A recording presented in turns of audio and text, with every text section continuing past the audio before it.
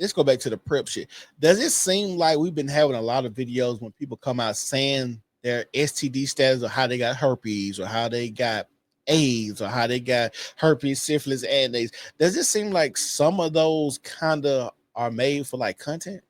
Like it's not a real thing. Like if y'all have y'all noticed that? It is sketchy and skitty. Like I think Yeah. it's shock jock. What? I haven't come across them. These are people that just saying, yeah, I know that sounds crazy. I got 5, I got this, I got this, No, but that, I think people are sharing their shit going on in their real ass life. it's some of Who them. was faking that they got AIDS or herpes? No, it's some of them that are making it look. It's like they're trolling. Because when you look at it, is the camera is sitting up a certain way. It's like it's scripted almost. Yeah, but yes, there are communities of people. I know someone that has contracted an STD that they cannot get rid of. Yeah. Right? And that person is going through a dark time. I was scrolling through trying to find channels and images and content for them to consume to see that your life is not going to be dictated because of this. There needs to be somebody with a whole setup sitting up here telling you how your life is going to be better. I don't know if y'all know anybody going through something like this, and it may be sensitive to me right now, but they get in low moments. Yeah. Low. I'm talking about contacting me recently that they were wanting to take their life. They need somebody with a camera set up talking about, hey, you gonna go through this, you're gonna be sad, you're gonna be frustrated, you need to get into therapy, you need to get around a community of people in your city that are going through this so that you don't feel isolated, because I don't have what that person has and there are people around that don't. And so when there are people that view this person, they think negative things, that you're going to be this way, or and it makes them feel low, or like they have to try to hide. It needs to be some professional people sitting up there and talking about what they do. And so I don't take it as a joke. No, I'm not saying that. I'm what said to my, because what it was this one particular video, they made sure they tied a rapper's name to it. So the dude was like this, such and such, cuz you know the video I'm talking about? He was in the car and he had the people in the back, and it just like the caption, everything, such and such cousin rapper. And the reason, I'm gonna say this. The reason I say that, because we even know, like, you interviewed somebody on your podcast that was like, yeah, such and such gave me the herb and all this. We'll come to find out that this person didn't give her the herb. And it's defamation. Yeah, it could be, but I'm just saying. It is. I'm not arguing if it is. I'm just saying, like, because it still got to, it still got to go to the legal process with it. They might not even care. I don't know, but I'm just saying. So we've seen things like that where people have come out to try to besmirch people's names or try to even go viral, because even when people say those type of things, that we can't act like people ain't doing things. Even when it comes to STD, we really had a whole challenge where people set themselves on fire. It was a whole channel where people setting themselves on fire. So to think that people getting on social media and say you got an STD, that's not really like far-fetched or not. And then, like I said, the ones we watch the videos, the comments, the shares, the virality of these videos, it's like people do anything. So basically, you're saying like they're making it like a mockery of sorts, right? Yeah, it seems like they're making a trolling kind of, and I'm not saying it's a good thing, because I think it's a horrible thing, right? Because I agree with Ashanti. I do think there should be people and advocates and people out here telling us, hey, don't do X, Y, and Z. Hey, this is how I landed here. I trusted this person. You could think you could trust this person, these type of people, and they come off as this and come off as that, knowing this. Like you said, I watched a video actually today where a woman talking about her husband in Atlanta gave her, HIV. You know what I'm saying? So, like I said, even Sodom and Gomorrah. Right. So, like I said, I agree. It should be advocates out there, but there are also times where it just seems like this is for clickbait. Yeah. And sometimes we all know people. We've all read people to know. Well, you can watch a video and you be like, there's something about this one that just doesn't sit right. The story don't add up. The way that it feels don't add up. Some of them, you be like, okay, I believe this person. So that's all I'm saying. I think we're going to see a rise in there. I think there are a lot of videos out there where people saying they do have STDs and they be lying. They have a stat out there with the kids. It's the kids that are getting, I think it was like, what, a 20-some% from 14 to what, 23? So you talk about what? With HIV specifically. Like, it's a spike. Hold on. No, I did research with this. Okay, so not research, but I took a class on this. The age bracket that has the higher HIV positive HIV status is like 16 to 20, young adult, like 25. Yeah. Yeah, 16, 25, something like that. Yeah, in that space. So, but that it's so many layers to that. It's miseducation. Mm-hmm. It's people not knowing what's going on. Resources. Birmingham actually has, and I'm gonna plug this because I'm a social worker, so I'm gonna plug stuff. One of the best STI HIV clinics in the city right here. I don't know if y'all know that. Yeah. It's multiple. It's like 3. The Hub is one. Yes, the Hub. The Hub. That's a part of BL, Birmingham AIDS Outreach, and they trying to change the name because saying the term AIDS is antiquated. Because AIDS is a form of HIV, so we need to start saying HIV instead of AIDS. Because a lot of people have HIV, and the people, yes, correct. Mm-hmm. So let's clear that up. That and STDs, because sexually transmitted disease sounds worse than sexually transmitted. Yes, infection. Yes, but that what was I going with that? What I said? We were talking about the age bracket because it was recent. It was like it went down to 14. I believe, but I can't. I forgot what area it was, but it was just showing the activity where they catching these people in school. They recording it, and that's how it's coming. You know, the parents find out your daughter was over here, my son was, over here with you. Is a gang like the going under the bleachers where it's four boys, is coercion. There's a bunch of different things that's playing into it, but what you're seeing is the age kicking back more and more and more because grandma and them coming down to, grandma playing and auntie playing the same dating games. Yeah. And that's what's crazy about these ages is a lot of these kids are probably going to get it from somebody that's an adult. Oh, for sure. Yeah. That's what I'm saying. Like when you got to think about a lot of these people are getting open to all of these, and you be like, how did? Because I've seen stories where young girls have said, my first time I got a STD or HIV or whatever, my first time. Then you start to hear her stories like, yeah, the dude was like 22, 23.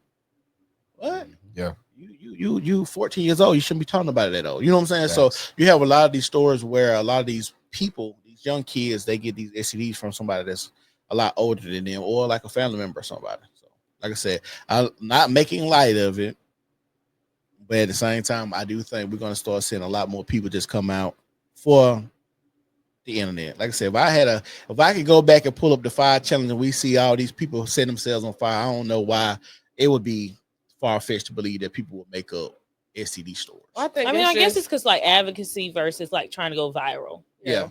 Mm-hmm. Yeah, and I'm upset. I really hate to know that there's somebody out there that would fake advocacy. That's just absolutely insane to me. It's ruining my mood. Yeah, I know. Honestly, as a matter of fact, the girl was actually supposed to come on the podcast now. She from Alabama. She was supposed to be in like an AIDS advocate. Come to find out she didn't have it. She was supposed to come on the podcast and talk about this. So she was posing as if she was and that she had a big following. She was talking to people, telling people how she had got through it, and a lot of people was following her, trying to figure out her story, what she was doing, because her biggest thing was she had it and she was still giving birth. So a lot of people was like, well, when you was giving birth, did your children have it? How did you maneuver that? Right. Did they shed? Because that's a big thing about people that have HIV. They wonder if the child is going to shed the immune system of the HIV. Right. So, and a lot of people like, well, you got these kids, what happened? Did they shed? And she's like, none of my kids got HIV, whoop, and all that. And so right in the time when I had asked her to come, she was going to come on the podcast. And when she didn't come, that's when she had like I went on the page, big blowback when people trying to say, oh, she don't have it. She was bullshitting. It's because she had told somebody that she did it to build a following. Well, I'm glad you didn't highlight her. Right. I'm glad her platform isn't highlighted. If people knew I don't know if people know how serious HIV is and how it's so the stigma behind it. Yeah, it's so it affects Black people the most. So I agree. That is asinine to me. It is. Yeah. Oh my goodness. It had to get to the point where we made the show a little heavy at the end, huh? Yeah. So I'm just gonna say this once again. Make sure who y'all having sex with, you trust them. Make sure y'all go get tested. Honestly, I don't know. We should make testing a first date. Yep. I don't know if that's a real thing. I think that's a good idea. Or it's a date. Hey, you think so? I think like people in like bigger cities, they actually be going like what's the thing? What's a little app called? My chart. But see, people have been faking them. You can't fake no login. You can't, but I think people have been like taking pictures like somebody else's and try to act like too hard. They doctoring them up like they do the pay stubs. Yeah. Sit right here and pull that my chart up. Yeah, no, as a matter of fact, log in on my phone. Log in on my phone real quick. Yeah, hit save on this. They lying when they say they forgot their email or they locked out their email. They lying. Reset that password. Yeah, but like I said, this on the serious note, I know we talk about sex and we always want to promote safe sex. It seems like sex, and I always say it seems like sex is the root of a lot of people's problem and heartache, and from catching STDs to being attached to somebody, soul ties, abortion. You didn't want to have, you really love this person, but it was the good choice, or putting your health at risk because of sex, and now all of these different things, incest, being raped, all of these things are coming from sex. And like I said, sex could be a beautiful thing, but for the most part, sex is I don't want to say a weapon. It is. It's a weapon. It is for sure. Oh yeah, for sure. Yeah. Heck yeah. I don't know. Weapon feels like it is, bro. It is. I mean, just like we brought up child slavery. Yeah. The Bible was used as a weapon. You know what I'm saying? Yeah. I mean, it was, bro. But I don't want to, because I feel like sex so natural. And now every time I think about like a weapon, most weapons that are used is typically to like self-defense. Yeah. Or to take somebody's life, right? Yeah. And typically, even in self-defense, they're gonna take somebody's life. But I think sex is supposed to have a more beautiful background. And I'm with you. And I'm with you, but people will sometimes abuse sex for a power trip. Yeah, I guess so. Either male or female. So I mean, it just depends on the user. I guess I agree. But like I said, y'all just make sure y'all careful out there. I'm gonna let everybody. Anybody got anything else? I was gonna put back in about, once again, resources. We're gonna tell you to save. Let's tell them where to go. Okay. BAO, Birmingham AIDS Outreach. And this downtown now. Mm-hmm. It's funny because all the places are in the same vicinity. Southside. Like 5th Avenue. It's like right over there. But before you get to Avondale. You ain't talking about the pyramid building. Oh. It's BAO right here, Birmingham AIDS Outreach. Across the street is the 1917 clinic remake. So if you see the big UAB building, they have gender affirming care there. Anybody can walk in. You don't have to be like, it's like clinic. It has clinical aspects to it. Then you have Alabama AIDS Outreach. So they're all Alabama AIDS. Yeah. It's all in the same vicinity. But you can get testing there for free. The health department, I don't know, because these new grants, another conversation another day. Anyways, but I know that these places do free testing, free condoms, all whatever you need, they have it, and they're all in the same vicinity, so you can't miss it. You can't tell me you miss don't they also administer PrEP? I think the hub does, right? Yes. The hub is like a section of, I think, BAO. Okay. But there's stuff out there. Birmingham is one of the top. If you have these things in the South, in Alabama, it's one of the top places. People don't know that, but this is a spot. This is the best place to be honest. So please use it, y'all. It's free. You want to give your socials, and we're gonna take it out here. We're gonna go around the room. Yes. People find you. Whatnot. My Instagram is purely Ken. That's Ken with 3 N's.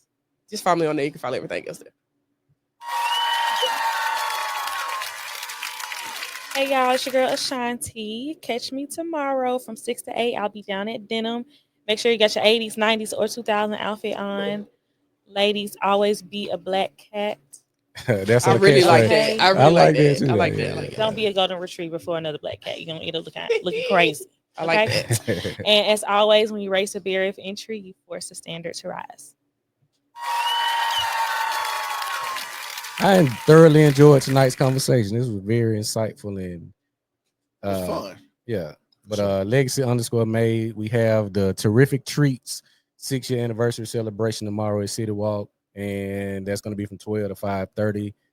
Make sure you come out and support, shop, buy some things, and get ready to go to the dinner for the 80s and 90s party, which is going to be a blast. If you're in the area, check that out. But it's a lot of other parties. It's a busy day tomorrow and Monday on Cinco de Mayo. But also make sure you follow Legacy Room Vintage as have my suite coming together quite nicely. I'll be ready to open the doors for that, for you guys to come and shop and get your essentials. But thank y'all for tuning in. Make sure you like and comment and subscribe to the channel on YouTube. Follow us on all social medias.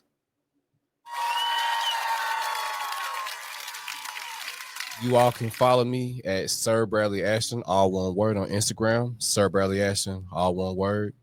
And shout out to the New Normal Podcast. Yes, sir. It's the New Normal Podcast, and we gone. Peace.